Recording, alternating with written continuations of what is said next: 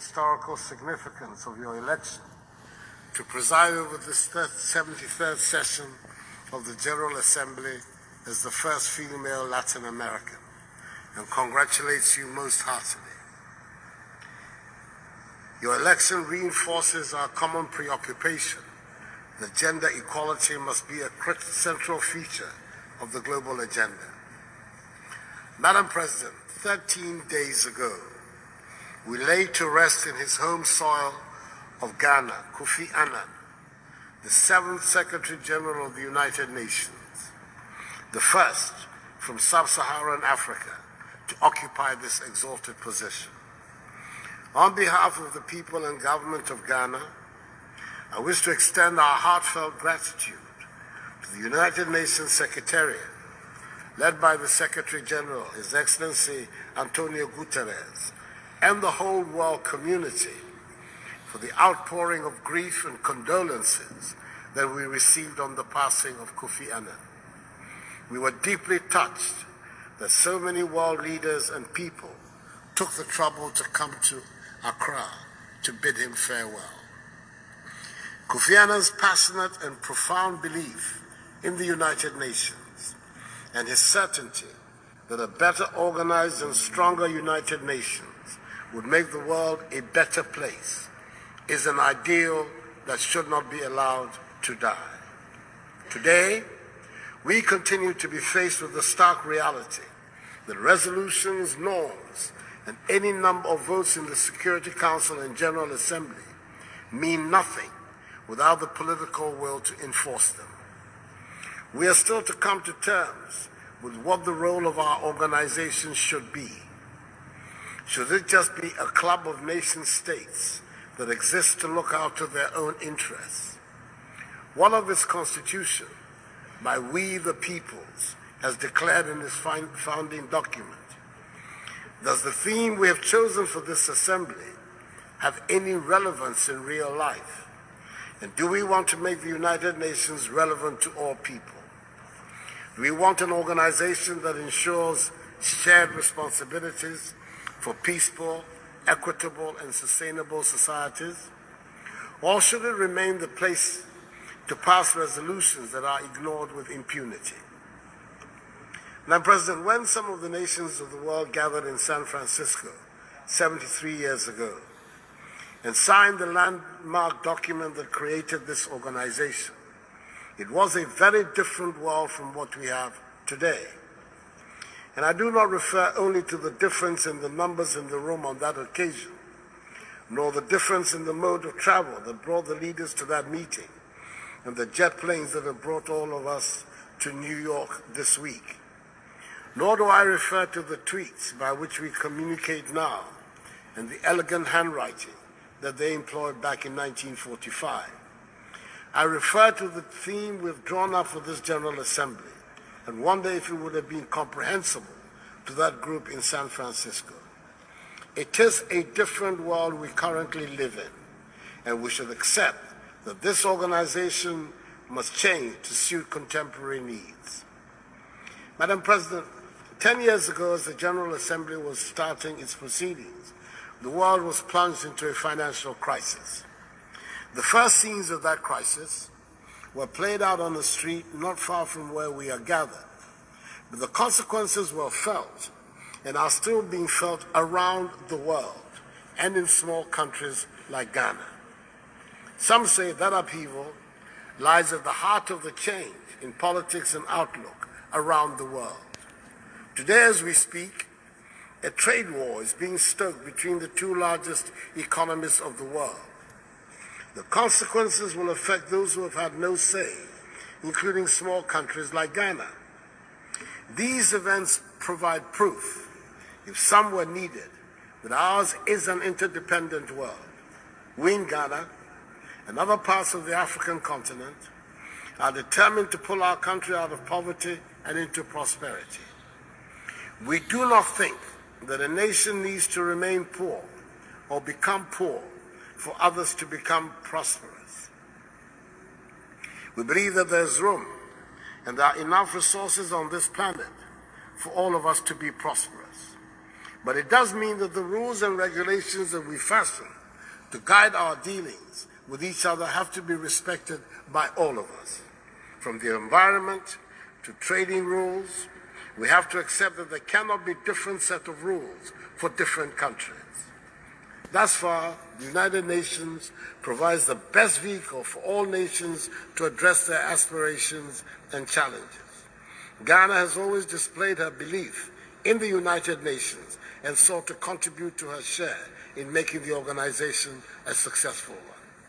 We have embraced the SDGs and integrated the 17 ambitious goals into our national vision and budget. We intend that Ghana will, in July 2019, take a turn to present our voluntary national review during the ECOSOC high-level political forum, and we will share our successes and challenges, as well as opportunities for new and continuing partnerships. Madam President, it is important to reiterate that advocating for a world order in which all countries sign up to obey the rules does not mean that we want uniformity. We take pride in what distinguishes us as Africans and as Ghanaians. 55% of the work of the Security Council last year had to do with Africa. Unfortunately, this invariably meant peacekeeping and poverty-related issues. We no longer want to be the place that requires peacekeepers and poverty-fighting NGOs, no matter how noble their objectives. Our regional bodies like ECOWAS and our continental body, the AU, are making systematic efforts, despite significant handicaps, to bring peace and stability to the entire continent. And sooner rather than later, they will succeed. We know we must get our population educated and trained, and we are setting about it. We must address our infrastructural deficit. The traditional methods of tackling this problem will not provide the answer. We're looking for new ways to resolve it. Ghana, like many countries in Africa, is forging relations with China to make arrangements to help address part of our infrastructure deficit. This is not a uniquely Ghanaian or African phenomenon. It has not been lost on us that the developed, rich, and well-established countries have been paying regular visits to China and seeking to open new economic ties and improve upon existing ones. It is also not lost on us that a lot of anxiety is being expressed about the possibility of a recolonization of the African continent by a new power. We should indeed learn from history. It was at the turn of the 20th century that China's first railways were built by Western companies, financed by Western loans to a nearly bankrupt Qing dynasty. And it was under those circumstances that a strategic port called Hong Kong was leased for 99 years. And the rest, as the saying goes, is history.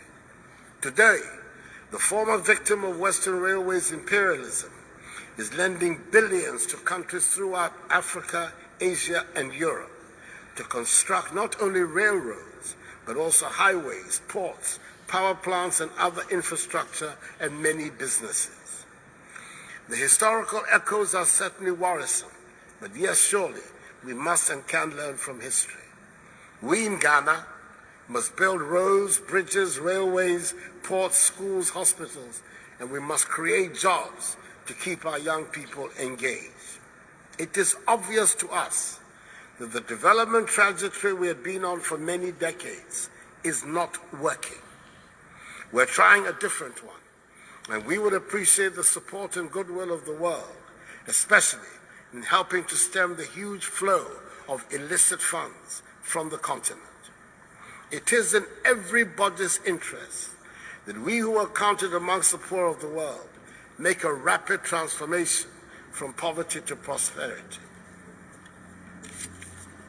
We are determined in Ghana, and increasingly in more and more parts of Africa, to chart our own path to prosperity and pay our own way in the world.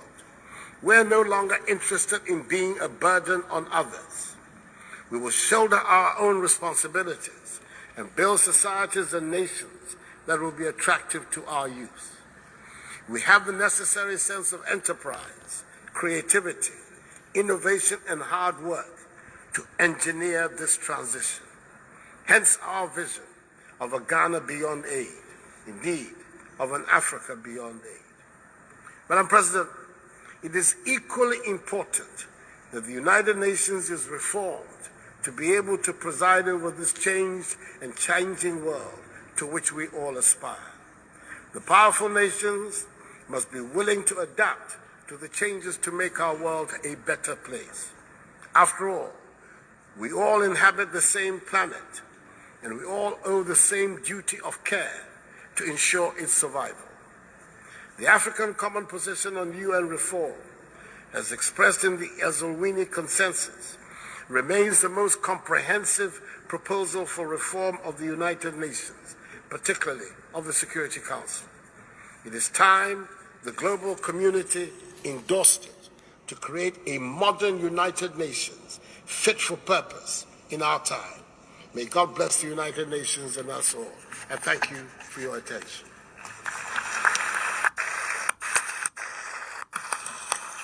En nombre de la